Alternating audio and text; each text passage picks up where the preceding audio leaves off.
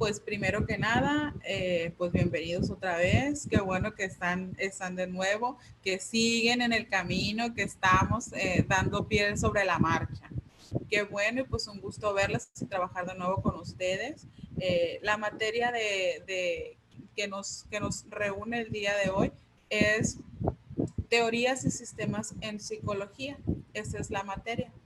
El tema que vamos a ver en esta primera unidad es bases filosóficas y fisiológicas de la psicología.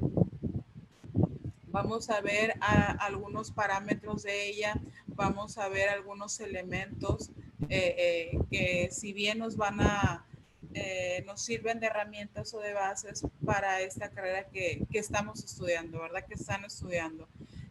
Primero que nada, pues ya hemos trabajado juntos, eh, sabemos los parámetros de evaluación, sabemos que hay que entregar actividades, hay que enviar actividades, hay que participar en foros, ya están sobre la marcha, como comentaba, y pues ya sabemos esas características que hay que cumplir, ¿verdad? Que hay que llevar a cabo para generar o aprobar esta asignatura. Entonces, pues, eh, en esta unidad, en esta materia, perdón, consta de 3 unidades. Sin embargo, pues el atraso que se ha tenido en esta materia por distintas razones, esta es la unidad 1. En esta sesión vamos a trabajar el tema de la unidad 1. La siguiente sesión, la siguiente videoconferencia, vamos a unir las 2 y la 3 para ya darles continuidad a ustedes ya para que realicen sus actividades y las puedan enviar y puedan ser calificadas. Así lo vamos a estar trabajando para que ustedes también no se estén atrasando con otras materias. Entonces, posteriormente, pues la siguiente clase vamos a ver unidad 2 y unidad 3 y pues ya vamos a adecuar los temas y también las actividades para buscar la manera de que no se figuren de tanto trabajo. Entonces, pues los parámetros son los mismos, evaluamos participación, evaluamos asistencia, sabemos que pues los trabajos, los distintos roles que juegan ustedes día a día, pues también no nos permiten muchas veces cumplir a la brevedad. Sin embargo, pues para eso está el uso de las tecnologías, ¿verdad? Estamos en un grupo, estoy en el grupo, también pueden enviar mensaje personal y pues ya nos ponemos de acuerdo y aclaramos situaciones y pues nos damos ese tiempo que se requiere para el cumplimiento de esta materia. Y pues un gusto trabajar de nuevo con ustedes, muchachos y muchachos. Y pues vamos a dar inicio. En esta, en esta, en esta unidad, la cual nos habla sobre las bases filosóficas y fisiológicas de la psicología, por mencionar algunos, vamos a ver las corrientes del pensamiento que fundamentaron las bases de la psicología. Algunas de estas, las cuales son el idealismo, el realismo, escepticismo moderno, empirismo, racionalismo y pragmatismo. Algunas de ellas por mencionarlas, ¿verdad? Asimismo, también vamos a estar dando un vistazo a algunas aportaciones de los fisiólogos a la psicología, tales como William Wundt, Charles Bell, Thomas Brown, Johann Friedrich, Ernest Henry, Iván Pavlov también. Vamos a mencionar por algunos que son podría decirse que los fundadores los fisiólogos que fundaron también psicología, que fueron partícipes en esta ya como ciencia, la psicología. Entonces, asimismo, también vamos a hablar un poco sobre el asociacionismo y empirismo más significativos de estos teóricos y las contribuciones que hicieron a la psicología, cómo ellos empezaron de ser fisiólogos a crear una psicología. También vamos a identificar los primeros sistemas que dieron inicio a una psicología científica. Hablaremos sobre el estructuralismo y el funcionalismo y pues las características de algunos de ellos también. Primeramente, el objetivo de esta unidad pues, es desarrollar la capacidad crítica y autocrítica práctica del alumno.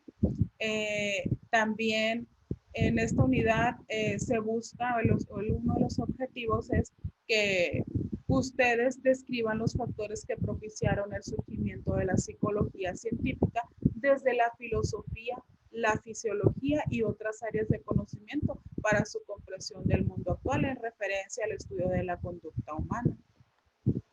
Y si bien iniciamos, primeramente vamos a iniciar pues como todas las ciencias, ¿verdad? La psicología pues tuvo su origen en el impulso al conocimiento, en la curiosidad del hombre por el mundo y también por sí mismo, más que nada en la filosofía, perdón, que posteriormente se convirtió en psicológica fisiológica. Cuya definición en ese entonces o cuando se dio un inicio era de amor a la sabiduría. Ambas ciencias estudian pues al hombre, pero de manera diferente, porque la psicología lo estudia por medio de métodos científicos. Su objeto es describir este comportamiento, el sentir, el percibir, el pensar, así mismo también explicarlo y obviamente al identificarlo y poderlo explicar, también poderlo medir y predecirlo cuando sea posible. Y ya hablando en la filosofía humana, comienza pues con la observación de las actividades básicas del hombre.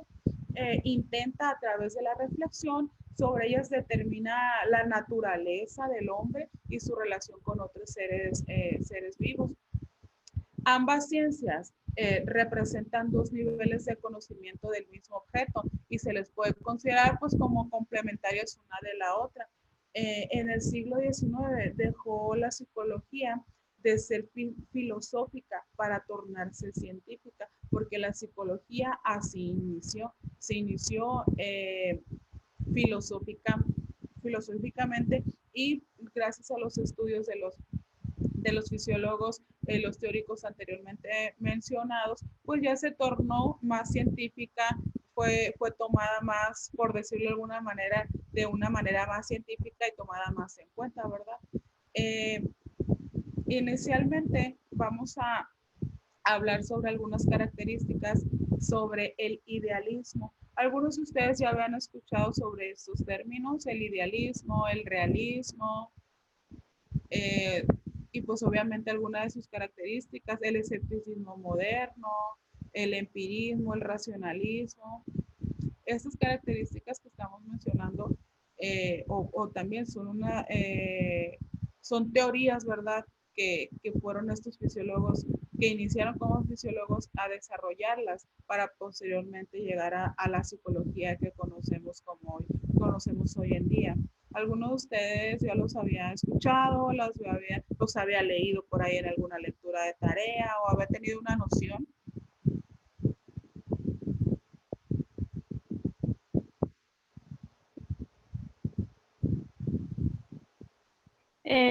Bueno, maestra, pues yo la verdad como que sí había escuchado los términos, pero a ciencia cierta realmente pues no conozco de qué se trata. Sí, ok, muy bien. Entonces, primeramente vamos a hablar del idealismo. Va a ser breve, no nos vamos a extender tanto. El idealismo es la teoría filosófica para la cual la realidad es una consecuencia de la actividad del sujeto. Porque en esta hay que tener cuidado con esta definición. ¿Por qué? Pues nadie niega que existan ciertas realidades que son consecuencia de la actividad del sujeto. Porque, por ejemplo, los objetos artificiales, si hablamos de objetos artificiales, el artesano crea físicamente un objeto a partir del movimiento de sus manos y de la planificación de su mente, de lo que va a elaborar, ¿verdad? Él lo observa o lo tiene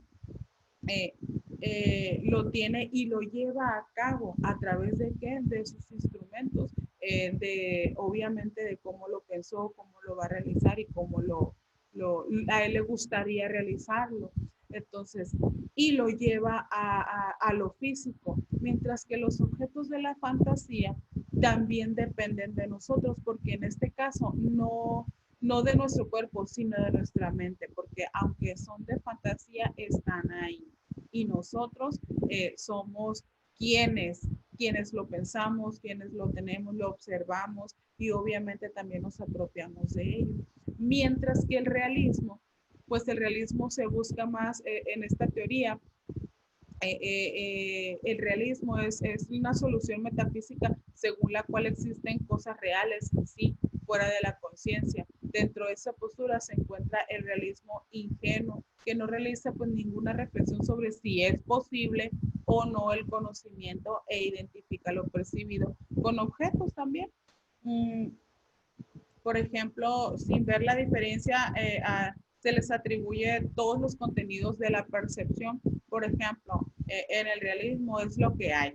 Es por decirlo de una manera más clara y sintética, el realismo es lo que hay. Lo que observas, eso es. Sin embargo, en el idealismo, puedes tú, a partir de lo que tienes o lo que tú observas, lo que está en tu exterior, crearte algo que puedes llevarlo a cabo utilizando tus medios. Y el realismo ya está ahí, está ya ahí, está hecho, es algo que ya se realizó. El idealismo filosófico se contrapone al realismo filosófico. ¿Por qué? Porque podemos comprender que es el idealismo si la comparamos con el realismo. La posición filosófica obviamente es opuesta. ¿Por qué? Porque para el realismo la realidad conocida existe aunque nosotros no la conozcamos. ¿Por qué? Porque a la realidad conocida no le afecta para nada el hecho de que nosotros no la conozcamos. Su ser no queda modificado por el acto del conocimiento, por el hecho de haber conocido o de estar ahora conociéndola. Miren, en resumen, para el realismo, la cosa conocida es independiente del sujeto pensante. O sea, para el realismo es lo que hay y no se modifica aunque tú lo conozcas o no lo conozcas. Mientras que el idealismo, pues la realidad conocida tiene existencia solo en medida en la que nosotros la conocemos. Es como el idealismo tiene esta postura en que si tú no la conoces, no existe o existe si tú la conoces, si tú la observas. Eso es lo que tiene el idealismo. La realidad conocida no es independiente del sujeto cognosciente, es lo contrario al idealismo. Y pues el escepticismo moderno, en el escepticismo antiguo, reaparece en Europa en la época renacentista. Comenzó con la difusión de las obras del sexto empírico, primero en griego y posteriormente en traducción latina en 1562 y 1569, con los ensayos de Michel y Montaigne. Los rasgos fundamentales del escepticismo de la edad moderna empezaron a ser mejor conocidos gracias a los trabajos pioneros de Richard Dawkins. Él dedicó varias de sus obras a este tema. La más significativa es la de Historia del escepticismo desde Erasmo o Spinoza, y en ellas defiende la importancia que tuvieron las aportaciones del escepticismo para desarrollar la filosofía. Como les mencionamos, vamos a verlo así de una manera básica, porque si nos extendemos en cada una de ellas, pues nos va a llevar bastante tiempo. Tenemos ahorita hora y media, ¿verdad? Para esta unidad, y la verdad sí es bastantes puntos o bastante información lo que hay que analizar. Igual también, saben, estas diapositivas también las van a tener ustedes, el material ya sea en plataforma, para que lo puedan descargar o lo puedan utilizar. Hablando también del empirismo, es la tendencia filosófica pues, que considera la experiencia como criterio o norma de la verdad en el conocimiento. Como tal se refiere pues, a la experiencia. El empirismo no es nada más que la experiencia que tiene cada persona.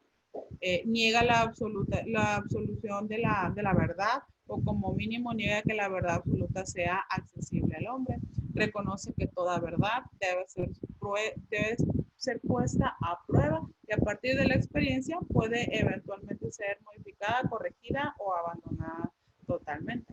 Mientras que el racionalismo es la tendencia filosófica que considera la realidad gobernada por un principio inteligible al que la razón puede acceder y que en definitiva identifica la razón con el pensamiento. En el racionalismo también se desprenden varios puntos en los que también podemos analizar, que es como el racionalismo ético, el metafísico, el religioso, el ontológico. Existen varios, de hecho, son 4 o 5 más o menos. El primero, el racionalismo ético, se denomina así el intelectualismo moral socrático, fue así llamado en esa época. El racionalismo también platónico o metafísico, que considera la realidad ordenada según el modelo ideal y final del bien. El religioso, que es de los deístas, que identifica pues la verdad revelada con los datos últimos de la razón y creen en un Dios racional, pero no es providente. Mientras que el racionalismo ontológico es el pensante hegeliano. Para quien el proceso lo cual coincide con la autorrealización, la razón o el espíritu de la persona.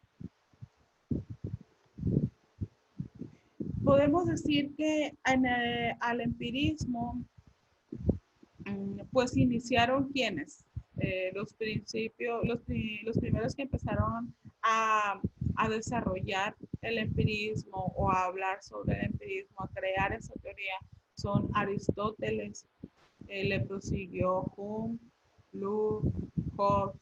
Posteriormente, ya en estas épocas, los que ya ayudaron o crearon más la psicología como tal, que son algunos como Watson, Skinner, Bandura, y todos estos en la rama del empirismo llegaron al aprendizaje por asociación o fueron parteaguas para llegar al aprendizaje por asociación en el tema del empirismo. Mientras que en el racionalismo, pues fue Platón, Descartes, Leibniz y ya los más conocidos o los que también aportaron mayormente, ¿verdad? Psicólogos y fisiólogos a la psicología que hoy conocemos en el racionalismo, es Chomsky, Ausubel, Vygotsky, quienes fueron estos los que también dieron el parteaguas para el aprendizaje por reestructuración. Entonces, a partir de vemos, como les he mencionado, les digo vemos porque los estoy observando, pero va haciendo un análisis son diferentes, sin embargo, existen bastantes teóricos que aportaron en esta temática, que aportaron y que pues sembraron las bases, vaya, ¿verdad?, para crear la psicología que tenemos hoy en día o para el estudio, dieron parte para empezar a estudiar estas áreas, pues que bien así son necesarias estudiar porque son parte del ser humano, son parte de la fisiología, de la fisiología, la fisionomía del ser humano. Otro como estos es el pragmatismo. El pragmatismo es un sistema filosófico que surge fundamentalmente en Estados Unidos entre 1870 más o menos a grandes rasgos, porque propone que solo es válido el conocimiento que tiene una utilidad práctica. Si es útil, es práctico, es pragmático. Se desarrolla principalmente pues, bajo las propuestas de Charles Sanders, quien fue o es considerado el padre del pragmatismo según William James y posteriormente John Dewey. El pragmatismo está influenciado también por los conocimientos de Chaucer, Reed, así como los postulados de la teoría darwiniana y el utilitarismo inglés también. Llegado al siglo XX, la influencia del pragmatismo declinó un poquito. Sin embargo, volvió a ganar popularidad en la década de 1970 de la mano de algunos autores como Richard Bond, como Putman, Brandon, así como Phillips, Kitcher, quienes han sido reconocidos como los nuevos pragmatistas. Estos anteriormente mencionados son los que son más reconocidos, aunque en sus inicios, quienes dieron parteaguas al pragmatismo, pues fueron William James y posteriormente John Dewey y también Peirce. Entonces, pero aún así, es a través del tiempo cómo fue pasando ese proceso, el pragmatismo, para poder lograr o llegar a nuevos pragmatistas, cómo poder ser considerado ya como elemento también de suma importancia en la psicología. La influencia de la filosofía en la psicología es, pues, a través de hipótesis relativas a la naturaleza de la mente, pues el materialismo, el idealismo, el dualismo y el monismo, pues fueron de suma importancia porque a partir del análisis de las posibilidades y formas adecuadas de estudiar la mente, pues no es, se fue dando camino a una conclusión de que la mente no es una sustancia separada, sino un estado de la materia, que viene siendo el materialismo. Eh, la mente también es una entidad inmaterial, psicología clásica mentalista o idealismo. Estaban en versus contra mente de una la mente no es una sustancia separada, la mente es una entidad inmaterial, o sea, hay controversia en esos aspectos, sin embargo, pues depende también a la rama en la que nos acerquemos un poquito más, pues podemos ver cómo, cómo nos acercamos cada vez más específicamente a estas áreas o estas influencias de la filosofía en la psicología. Eh, si bien estos fisiólogos, estas corrientes del pensamiento eh, fueron unas de las más importantes, que fueron las que fundaron, vaya, las bases de la psicología, el idealismo, realismo, escepticismo moderno, el empirismo, racionalismo y pragmatismo. Estas son algunas de las principales, por no decir que son las principales, porque puede haber existido más, pero son las que tuvieron más auge, que a través del tiempo, a través de los años, a través de diversos estudios, a través de diversos análisis, lograron formar las bases de la psicología que hoy conocemos nosotros día a día. Asimismo, pues también a estas bases, pues tenemos aportaciones de suma importancia de los fisiólogos a la psicología. ¿Quiénes son estos fisiólogos? Por mencionar algunos, Wilhelm Wundt, Charles Bell, Thomas Brown, Ivan Pavlov, Ernest Heinrich Weber y Johann Friedrich Herbert. Son algunos de los principales que dieron aportaciones a la psicología, iniciando ellos en el estudio de la psicología como fisiólogos. Ellos dieron pie al estudio o que la psicología tuviera mayor fuerza. ¿Por qué? Porque Wilhelm Wundt era un estructuralista. Él fundó el primer laboratorio de psicología en 1879 en Alemania, influyendo pues en su método de trabajo, en la profesionalización de la psicología. En Rusia, en Estados Unidos, en Gran Bretaña, en Francia. Wilhelm Wundt fue uno de los que no, por decirlo de alguna manera, no quitó el dedo del renglón. Siguió trabajando en su teoría y en su teoría, y a él, su meta fue elaborar una psicología en base a hechos y recurriendo en la medida de lo posible a la experimentación y medición. Sin embargo, para él la importancia o lo más importante era elaborar una psicología que estuviera basada en hechos y que pues en lo posible que se recurriera pues a la experimentación o medición de tal psicología o de tales procesos también. Otro teórico fisiólogo, es un fisiólogo. De hecho, Charles Bell fue anatomista, cirujano, fisiólogo, teólogo, o sea, estudió la anatomía y la fisiología del sistema nervioso usando la electricidad. Él fue el que estableció diferencia entre los nervios motores, sensoriales y sensitivos. Él pasó a la historia por sus aportaciones a la psicología fisiológica, cuya piedra angular es la ley que lleva su nombre, obviamente la ley Bell. Dos obras suyas fueron sumamente importantes, pero que se tomaron mayormente en cuenta en la psicología.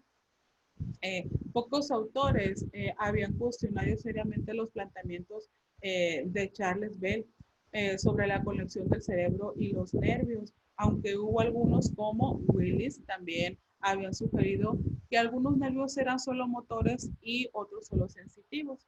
Eh, a través de los años, como mencionamos hace un momento, eh, los estudios experimentales clínicos y quirúrgicos le llevaron pues a la creencia de las raíces anteriores de los nervios raquídeos. O sea, el fisiólogo Charles Bell se especializó en esta área, pero también fue el que aportó a la psicología estos implementos o estas características. ¿Por qué? Porque era sumamente importante para él el estudio de los nervios motores, sensoriales y sensitivos, porque son parte de también en el estudio también de la psicología. A partir de este descubrimiento, Bell comenzó a pensar que la sensibilidad y la motricidad eran gobernadas por partes diferentes del cerebro, porque nadie como Bell supo desarrollar un mejor conocimiento de la función de la mano, de la superioridad humana, de esta en la escala del animal, obviamente, ¿verdad? Por medio de estudios de anatomía comparada, Bell supo combinar mucho su conocimiento de anatomía del cuerpo humano con la fisiología y obviamente posteriormente con la psicología. Fue un fisiólogo anatomista que se enfocó mucho en el estudio de los nervios y cómo utilizando la electricidad. Él fue uno de los que aportó mayormente a la psicología, siendo él un fisiólogo. A ver, díganme cuántos fisiólogos llevamos, cuántos hemos hablado.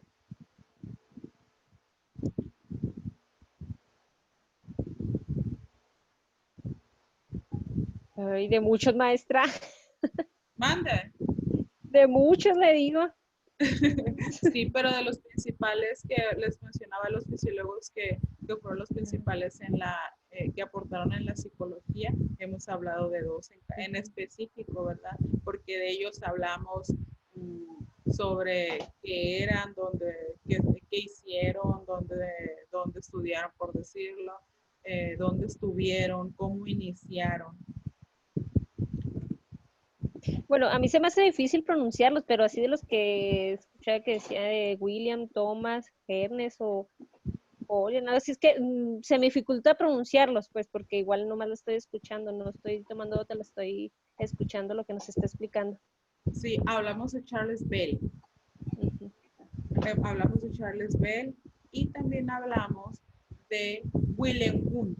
Wundt es uno de los que le tenemos que poner mucha atención en su teoría, en todo lo que él habla en sí. ¿Por qué? Porque Wundt fue uno de los fundadores, fue uno de los iniciales en la psicología, siendo él especializado en otra área. También pues le siguió Charles Bell, ¿verdad? Obviamente cada teórico, cada fisiólogo, cada especialista que se quiera dedicar, ¿verdad?, al estudio de la mente, al estudio de la relación de mente-cuerpo. Entonces, siempre va a tener a alguien o siempre va a haber alguien que le diga, bueno, tu teoría no me convence por eso y por esto. Entonces, pero esos fisiólogos son destacados en la psicología porque hicieron estudios, porque tenían enfocado su objeto de estudio, porque tenían enfocado en lo que ellos querían saber o cómo, a dónde querían llevar a la psicología en el futuro, ¿verdad? Otro de ellos también que los apoyó o que también fue un parteaguas, pero pues él fue en otra época, ¿verdad? Thomas Brown. Thomas Brown, él nació en 1605. Él pues era un médico, era escritor también. Él tuvo unas obras muy influyentes para la psicología, lecturas en psicología de la mente humana, Inquiry de relación, eso sí lo tiene en inglés, obviamente. Él hace una hábil defensa de la teoría de Hume sobre la casualidad. La teoría del conocimiento de Brown es la culminación de la discusión asociacionista sobre la percepción. ¿Por qué? Porque Thomas Brown distinguió entre sensación y percepción. Él decía que la sensación es la sugestión a una asociación y la percepción se refiere a objetos externos. Fue uno de los que definió esta discusión de los asociacionistas sobre la percepción. Lo definió y obviamente por ende todavía sigue, ¿verdad? Ya más definida, hoy ya definida actualmente. Otro fisiólogo también que estuvo, que apoyó, que dio parte a la psicología, que aportó, es Johann Friedrich Herbart. La psicología de Herbart se basa en que en el alma solamente hay experiencias que se acumulan en forma sucesiva. El espíritu es un estado original, es solo una tabla rasa sin contenido alguno. No es el espíritu preexistente el que sustenta a las ideas, sino que esas son las que, siguiéndose las unas a las otras y asociándose entre ellas, van dando soporte al espíritu. Él se enfocaba mucho a este tema porque las ideas, según él, las ideas recaen en lo que él llama pues un umbral de la conciencia. Una vez ahí en las profundidades del alma, pues constituyen una especie de subsuelo inconsciente o subconsciente. No es que desaparezcan, simplemente están latentes, subsisten en estado de tendencia, aspiran a volverse a levantar en cuanto tengan oportunidad. En ese espacio hay una especie de lucha contra la conciencia en la que funciona una estática y una dinámica del espíritu. Las ideas son similares, tienden a juntarse, son simplemente diferentes. Él habla del alma y habla del espíritu. Para ustedes, ¿qué es el alma?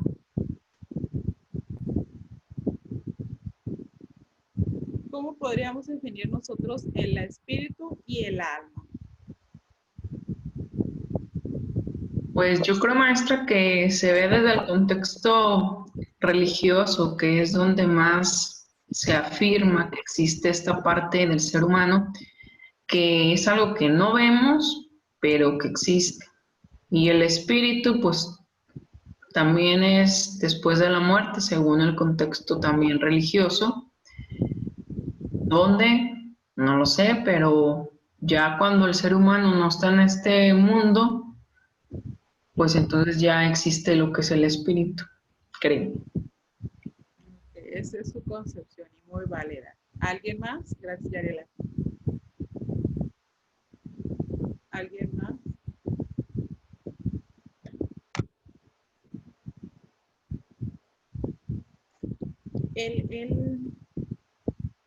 Herbart decía que el alma no es más que una serie de estados de conciencia, un flujo o un reflujo de ideas que tan pronto como salen, también se desvanecen. Todo se produce en un mecanismo psíquico. Para él todo no existía, pues, no existía obviamente físicamente, ¿verdad?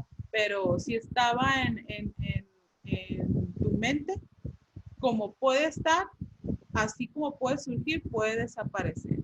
sea, los sentimientos eran para él estados transitorios y derivados modificándose, o modificando ideas como sombras que pasan en el fondo del espíritu, según Herbert, ¿verdad? El sistema psicológico de Herbert es de los más ingeniosos, pero eliminó al cerebro y a la conciencia general, el soporte material y el principio intelectual de los hechos psicológicos.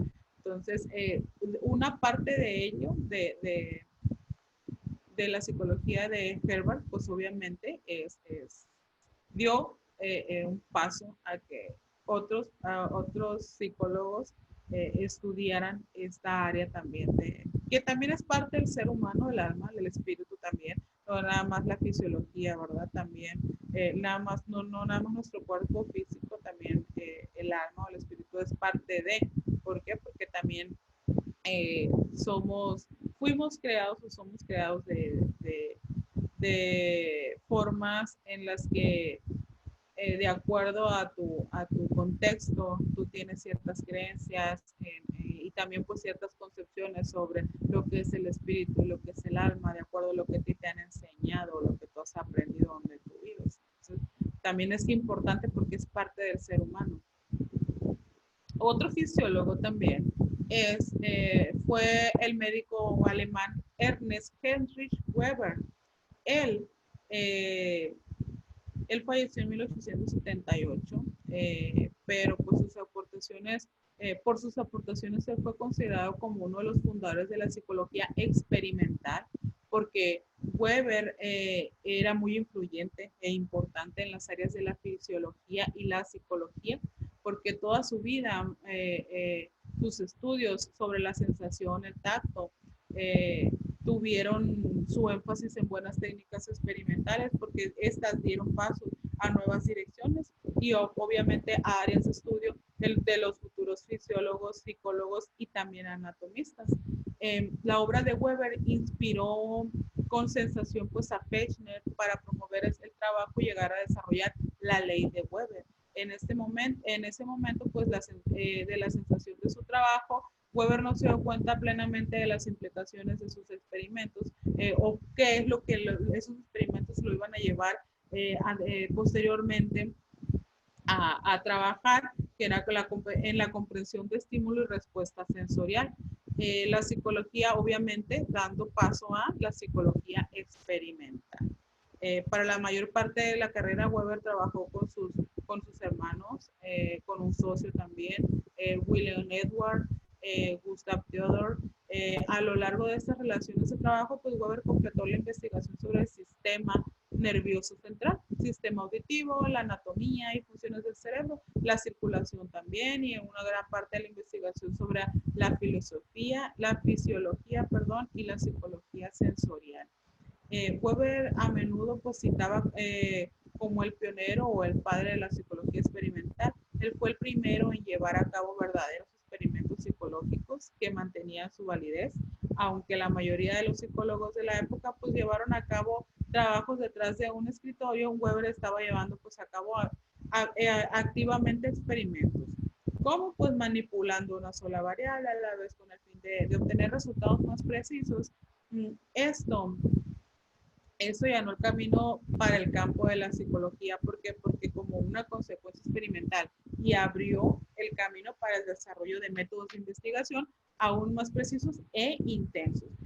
Weber también es sumamente importante ponerle atención o leerlo, ¿verdad? ¿Por qué? Porque fue uno de los pioneros, gracias a sus investigaciones, a que él no se quedó como otros teóricos o fisiólogos en un escritorio, ¿verdad? Él se fue al campo, se fue a realizar los experimentos, él se fue a desarrollar estos resultados, obviamente también, y pues a desarrollar lo que más nosotros conocemos ahora como métodos de investigación, los cuales tenían una precisión muy, muy, muy exacta y también pues eran bastante intensos. Entonces, él tuvo mucho trabajo, o sea, desarrolló mucho trabajo y normalmente, por lo regular, perdón, era trabajo experimental, era trabajo de hacerlo él, o sea, no, nadie de que él creía o él pensaba, o sea, se experimentaba y tenía un resultado y al experimentarlo, al realizarlo, al involucrarse en el campo, pues obviamente hubo mayores resultados y más rápidos resultados. Otro también otro fisiólogo fue Iván Pavlov. Yo creo que de él han escuchado un poco más ustedes, ¿verdad? Iván Pavlov es un poquito más mencionado en estos aspectos. Él pues era un fisiólogo, era médico, él obtuvo premio Nobel de Medicina y Fisiología en 1904. También descubrió el condicionamiento clásico. Es más conocido por eso, yo creo, Iván Pavlov, o por los perros de Pavlov, ¿verdad? Como comúnmente lo hemos escuchado o lo hemos visto. Pues realmente su principal obra fue el descubrimiento del condicionamiento clásico, porque sus experimentos más famosos demostraron la existencia de reflejos condicionados y no condicionados. Estos experimentos tuvieron una gran influencia en el desarrollo de las teorías psicológicas conductistas. Con los conductistas, el que fue la base, ¿verdad? Sembró la base sobre las teorías conductistas. Pablo, como otros fisiólogos, pues realizó grandes aportes en la psicología, a la educación sobre todo también. Esos aportes se han reflejado en la forma como tradicionalmente vemos la educación y los procesos de enseñanza-aprendizaje. ¿Por qué? Porque, ¿qué pasaba antes? Que pues a nosotros que nos tocó, por decirlo de una manera, de la vieja escuela, ¿verdad? ¿Qué pasaba antes? Pues nosotros estábamos súper condicionados, o sea, a nosotros no nos enseñaron de igual manera como se enseña actualmente en la escuela, no nos enseñaban los conocimientos como hoy les enseñan, porque antes era pues puro como ensayo y error, como te estimulaban con cierta característica a ver si aprendías de esta manera o te buscaban esos métodos, pero eran muy cerrados, no como ahora. Más que nada, él aportó esto, el condicionamiento clásico es un tipo de aprendizaje, comportamiento que consiste pues en qué? A parar un estímulo natural con su respuesta natural y conectarlo con un segundo estímulo para generar una respuesta que no se da naturalmente. De otra manera, el condicionamiento clásico es el mecanismo más simple por el cual los organismos pueden aprender a pesar de las relaciones, acerca de las relaciones entre estímulos y cambiar pues su conducta de acuerdo a conformidad de las mismas, ¿verdad? Permite también a los seres humanos y animales aprovecharse de la secuencia ordenada de eventos de su ambiente. El condicionamiento clásico se enfoca en el aprendizaje de respuestas emocionales o psicológicas involuntarias. El temor, incremento del ritmo cardíaco, la salivación, la sudoración, etc. Porque en ocasiones llamados respondientes, porque son respuestas automáticas pues, a un estímulo. Al presentarse el estímulo, obviamente, pues vamos a generar una respuesta. Una de la influencia de la teoría esta de Pablo fue pues obviamente en el aprendizaje, porque como les mencionaba, el docente condiciona a los alumnos del salón de clases, por decirlo, diciéndoles que si no entran después de que sonó el timbre, perderán un punto en su calificación. Por lo tanto, los condiciona a que entren temprano. Por ejemplo, el decirles, el sonido del timbre es el estímulo condicionado y el hecho de que los esté condicionando para que entren temprano, el acto es la respuesta condicionada, que ellos entren a la hora del timbre. De hecho, es extenso, es muy extensa la información de Pablo. Sin embargo, pues hoy no nos extenderemos tanto porque pues si se dan cuenta, los tiempos tenemos 1 hora y media, ¿verdad? Otro punto, otra característica también, o del que vamos a hablar el día de hoy, es el asociacionismo y el empirismo, sus más significativas contribuciones. Aquí sí les voy a compartir vamos a ver un video. Bueno, vamos a ver dos videos. Vamos a ver dos videos que nos van a hablar sobre el estructuralismo y sobre el funcionalismo. Este también, pues también solo es una importancia, pero hay que analizarlos. Entonces, el primer video es de estructuralismo. Hay que poner atención, son como 4 minutitos, no nos va a llevar mucho los videos, ¿verdad? Pero también hay que poner atención y pues obviamente considerarlo, ¿verdad? Déjenme les comparto pantalla. Iniciar video. Sonido también. Ahora sí.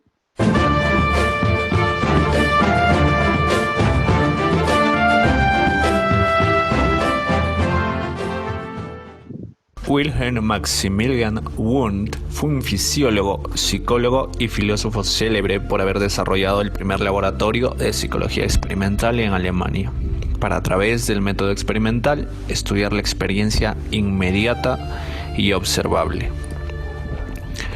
Considerado también el padre de la psicología y autodenominado psicólogo, este estableció formalmente la psicología como una disciplina organizada e independiente.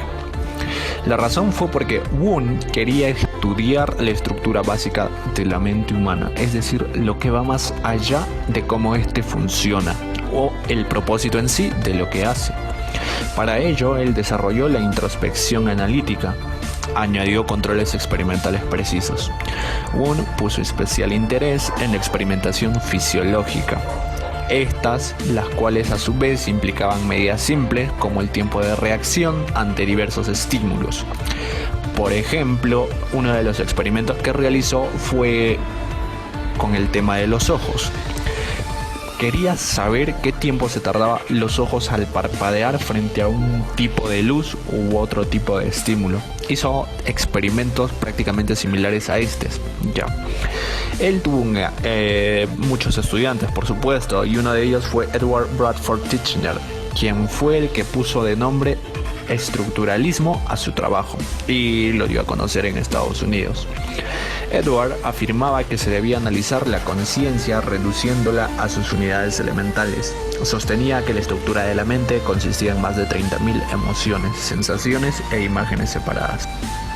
De acuerdo con Wundt, los psicólogos no estudian el mundo exterior per se, estudian los procesos psicológicos mediante los cuales el ser humano experimenta y observa el mundo exterior. Además, los experimentadores no pueden separarse a sí mismos de sus objetos de estudio, dado que están estudiando sus propios procesos conscientes.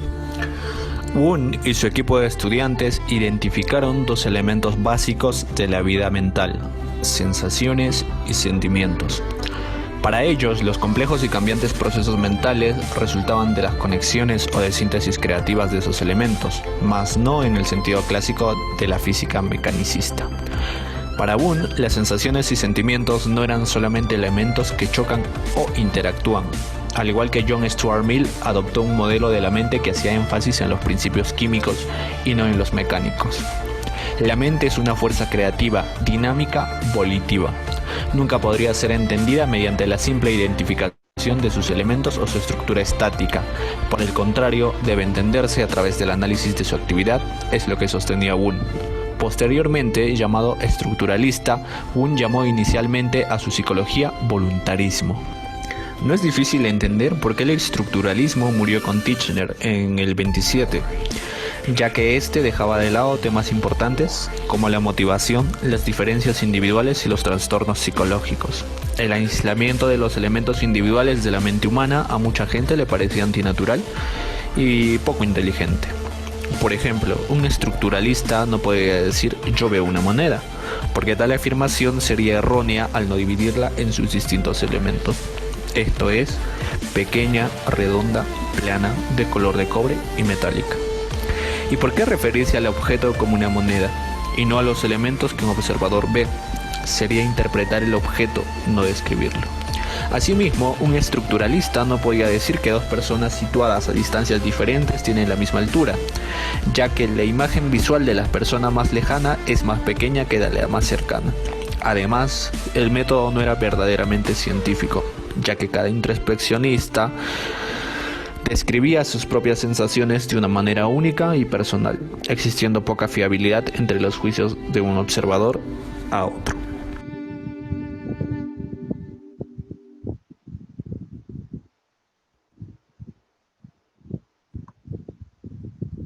A ver, muchachos.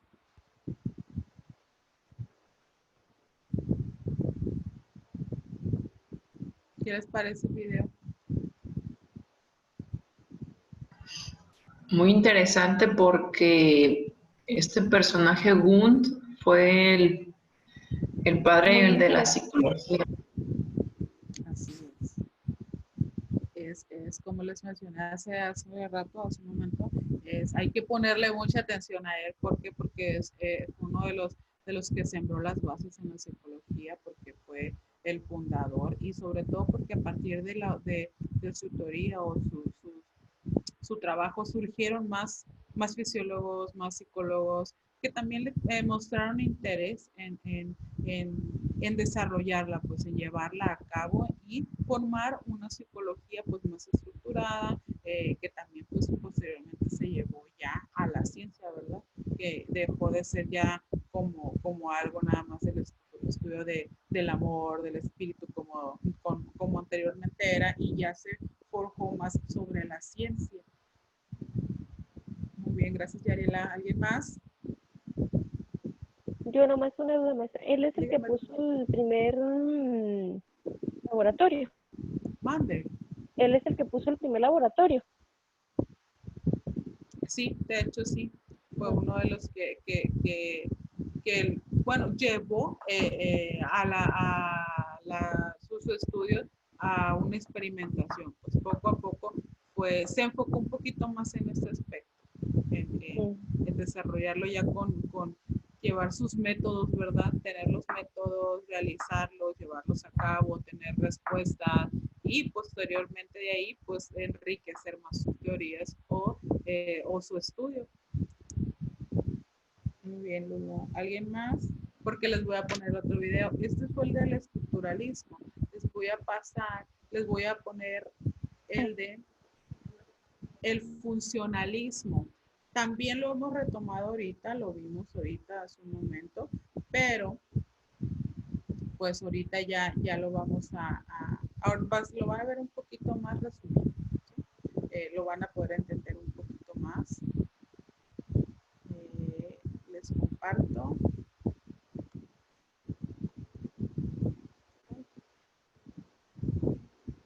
Listo.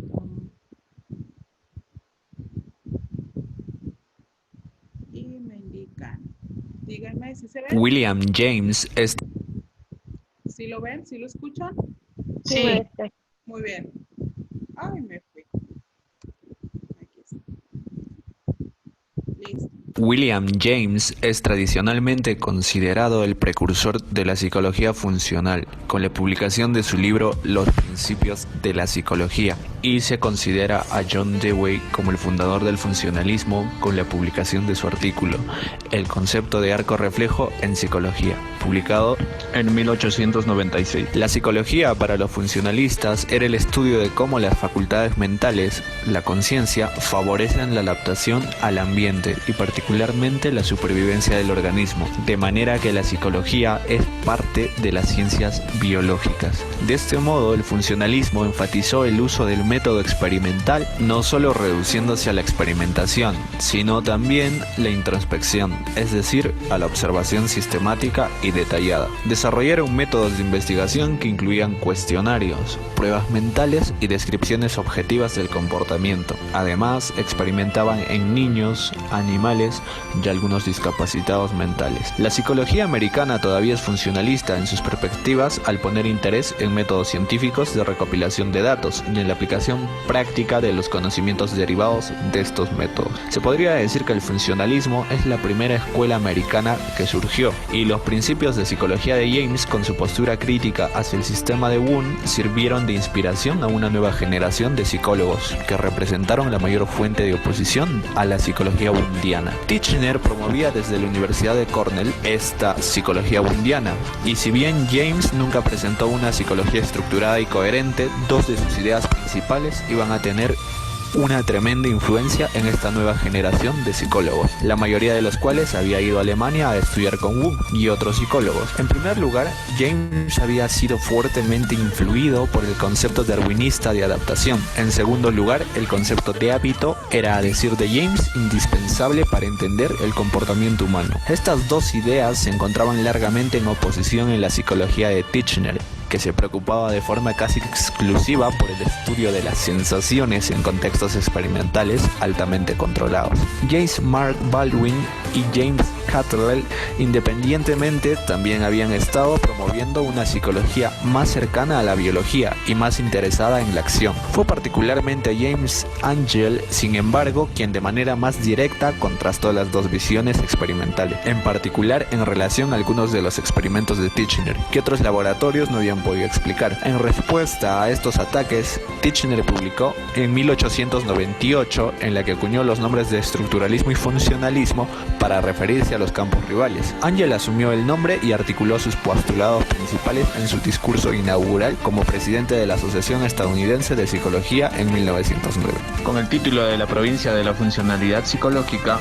En este, Angel reconocía que ya existían varios funcionalismos, notablemente el de Caldwell, Woodward y Thorndike, en la Universidad de Columbia, y daba particular importancia a tres principios centrales. Una psicología de las operaciones mentales, en contraste con una de los elementos mentales. Una concepción de la mente como mediadora entre el ambiente y las necesidades del organismo. Y una concepción psicofísica de la relación entre la mente y el cuerpo, en la que el cuerpo es fundamental para la comprensión de la mente. Para Angel, las operaciones mentales no solo pueden ser consideradas en el contexto de un flujo de fuerzas biológicas que propenden por el ajuste del ambiente y en consecuencia ayudan a la supervivencia de los organismos, en particular de la forma de hábitos comportamentales. Asumiendo pues un punto de vista evolutivo, el funcionalismo de Angel enfatizaba el propósito adaptativo de las funciones mentales superiores y ubicaba la psicología claramente en el campo de las ciencias biológicas. Como consecuencia de esta orientación biológica, el funcionalismo promovió el desarrollo de la psicología comparada, la psicología infantil,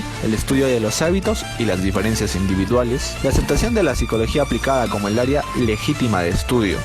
Mucha de esta investigación conducida en la Universidad de Chicago por Angel y sus estudiantes. Como dato curioso, John Dewey pensaba que el peso de la educación no debía recaer en los contenidos, sino en las necesidades, un punto de vista avanzado para su época.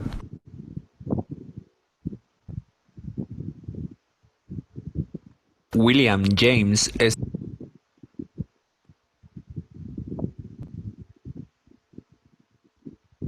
Bueno, ¿qué les pareció ese video? Pues también muy interesante, maestra. En lo que yo Pues a mí me pareció un video muy interesante, maestra.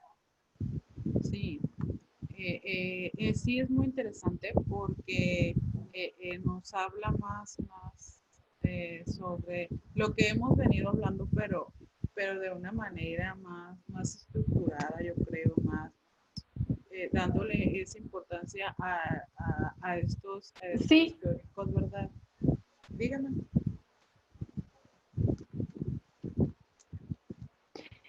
No, maestra, a mí me pareció importante, bueno, dentro de lo que yo pude rescatar, pues que el funcionalismo se basa más en los métodos experimentales y en lo que se puede observar y ahora sí que cuantificar, porque realizaban experimentos en los que ellos mediante la observación ya podían llevar a cabo el análisis de los resultados.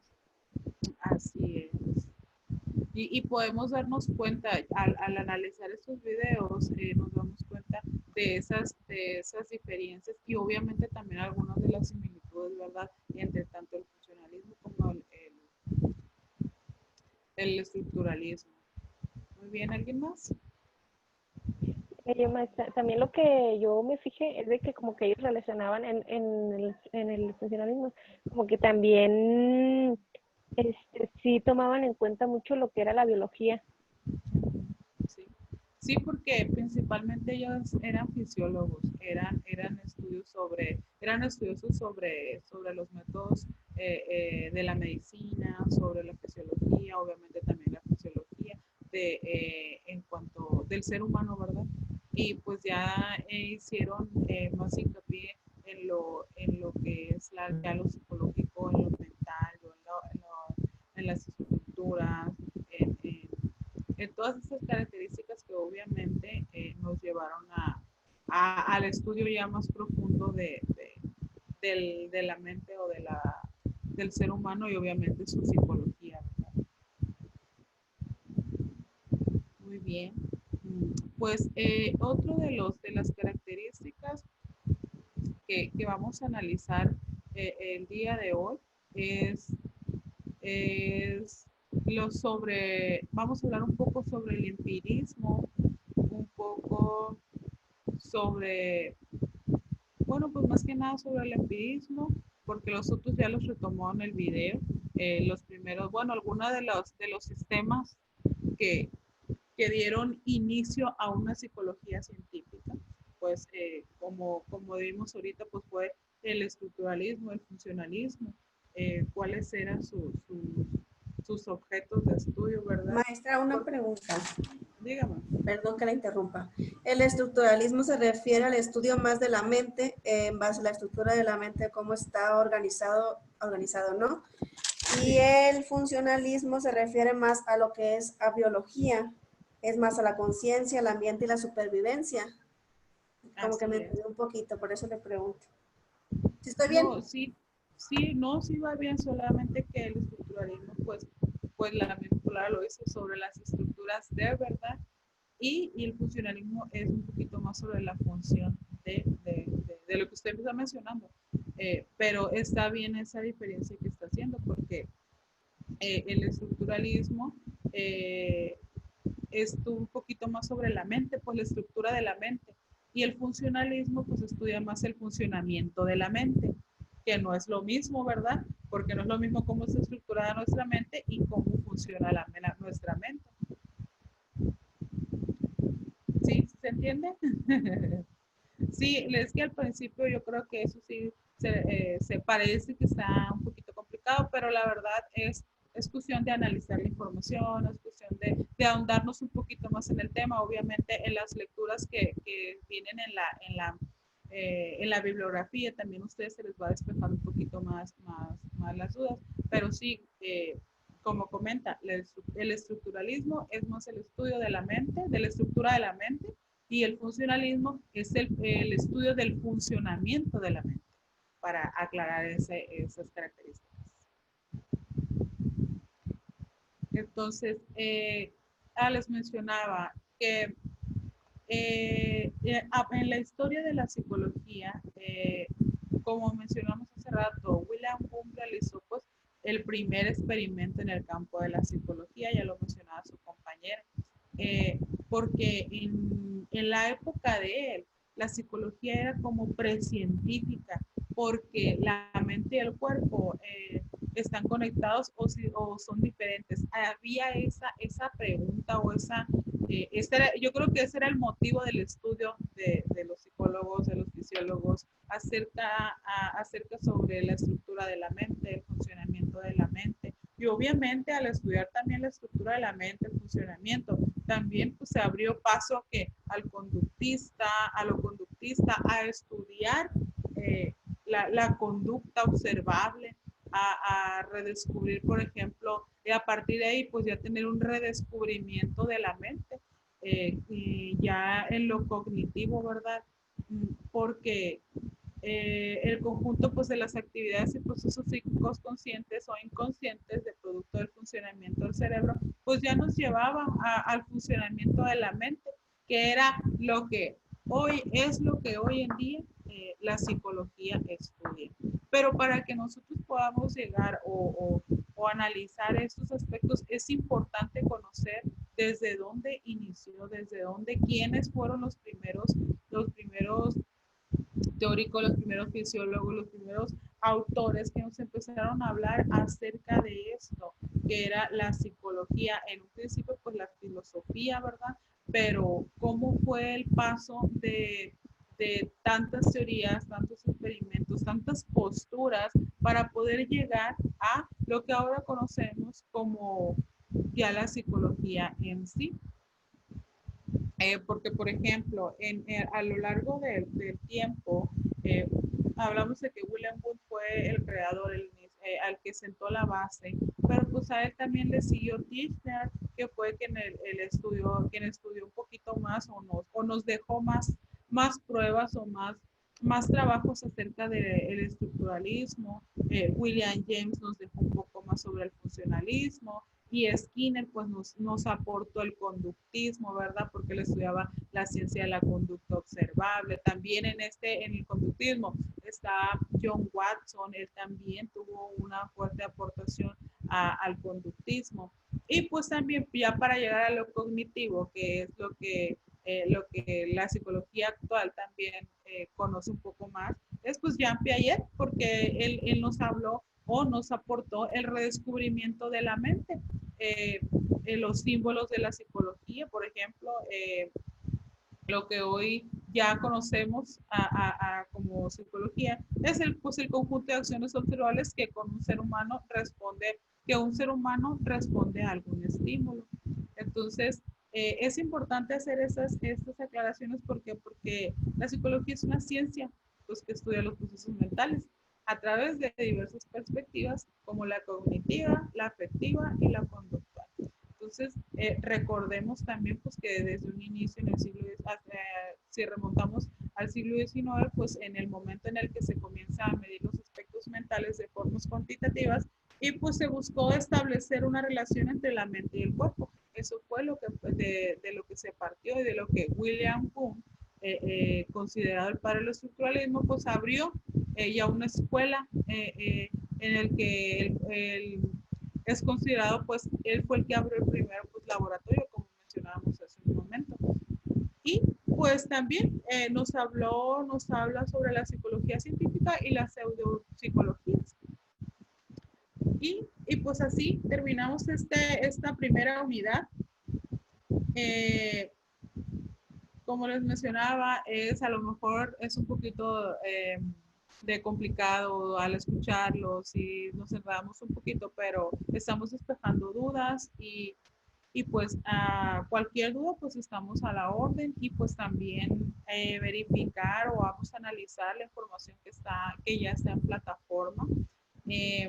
También pues no sé si ustedes ya checaron las actividades que van a hacer para esta unidad.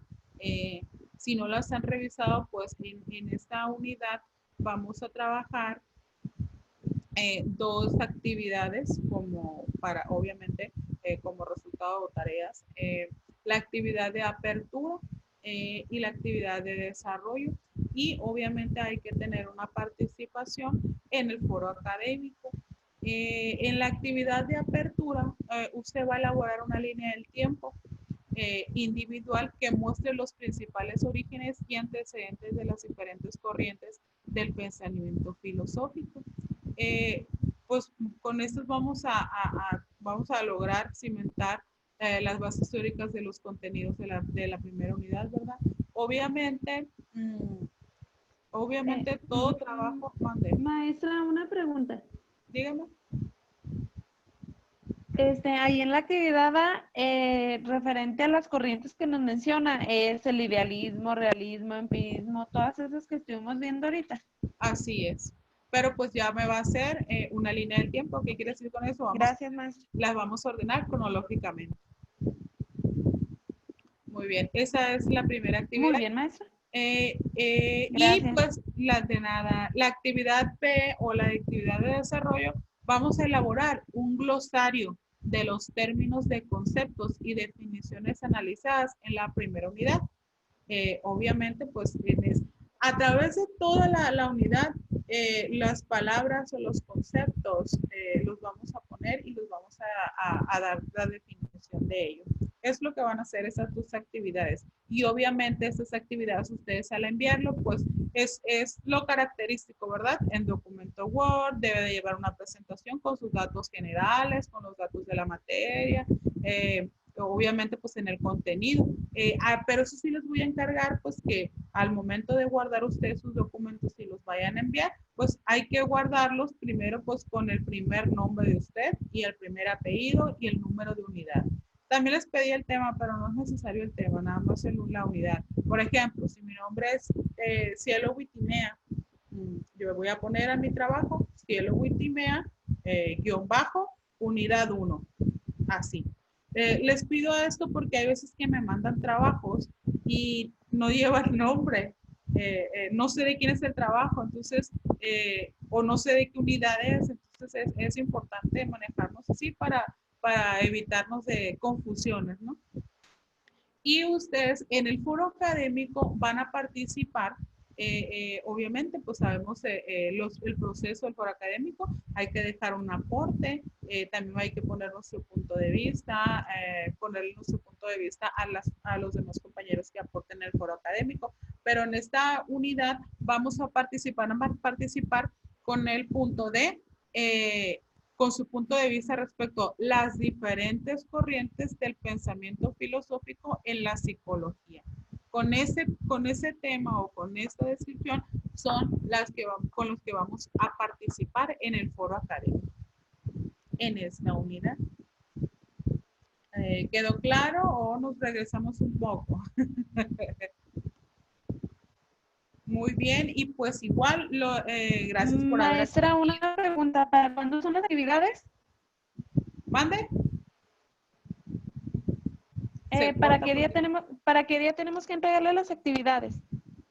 Hoy es miércoles. Para ver qué día tenemos que entregarle. Ajá.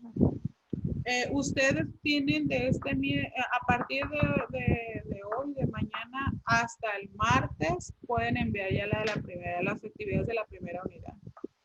Ya el otro miércoles ya pues iniciamos otra segunda unidad y pues yo les recomiendo que lo hagan así en esta semana para que las siguientes pues no se les hagan tan pesadas. Y pues como vieron son actividades fáciles. Okay, gracias. De nada. De hecho, son actividades fáciles y con el material que viene, que está en plataforma, fácilmente ustedes pueden desarrollar su actividad. Porque ahí viene la información, es cuestión de comparar y que ustedes investiguen tantito por su parte y ya. O sea, y llevarlo a cabo, obviamente, ¿verdad? Y enviarlo. Y pues recuerden, la siguiente sesión hay que tener, pues obviamente, estar a tiempo para poder iniciar, porque sí se va a llevar un tiempo la próxima sesión, porque vamos a tratar la unidad 2 y la unidad 3. Y pues va a llevar algo de tiempo y también de información. Sí, entonces pues un gusto muchachas, volver a trabajar con ustedes. Pues espero sus trabajos, cualquier duda pues estamos en el grupo de WhatsApp o a manera personal como gusten, cualquier duda pues estamos a la orden y voy a tratar también de esta presentación un momentito más o mañana en el transcurso de la mañana se las envío al grupo de WhatsApp también para que lo puedan tener en el celular y ahí vayan echando una checadita. ¿Qué les parece? Sí, también les voy a aclarar, Muy bien, maestra, gracias. Muy bien, entonces les voy a aclarar, esta presentación es la misma que la que está en plataforma, pero a esta se le anexó nueva información y a la otra pues nada más se reestructuró, pero ahorita terminando la videoconferencia hago el cambio para que también usted lo pueda descargar, pero igual en el transcurso de la mañana yo trato de mandárselas al grupo de WhatsApp para que ya lo tengan en teléfono también por los diferentes medios. Hay que aprovechar la tecnología, la verdad. Y pues ya si vamos en el trabajo, van en el camión, ya lo van leyendo. Muy bien, pues Está muy bien, muchas gracias, maestra. que descansen y nos vemos en la próxima sesión. Gracias, buenas noches. Adiós, compañeras. Nos vemos, maestra. Hasta mañana.